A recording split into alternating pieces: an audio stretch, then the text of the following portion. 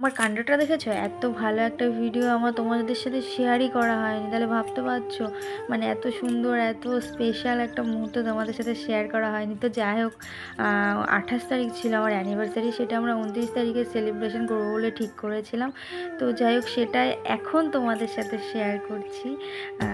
তো দেখো কেকটা তোমাদের কেমন লাগছে দেখো তো। আমার তো ভীষণ পছন্দের, তোমাদের দাদাভাই পছন্দ করেছে, তো বেশ ভালো লাগছে কেকটা দেখতে। আর তোমাদের কেমন লাগছে কিন্তু কমেন্ট করে জানাও। সত্যি বলতে তেমন কিছুই করা হয়নি, আসলে দুজন মিলে বেরিয়ে পড়েছিলাম একটু ঘুরতে। তো সেখান থেকে একটু মানে একটা রেস্টুরেন্টে যাওয়া আর সেখান থেকে একটা কেক কাটা।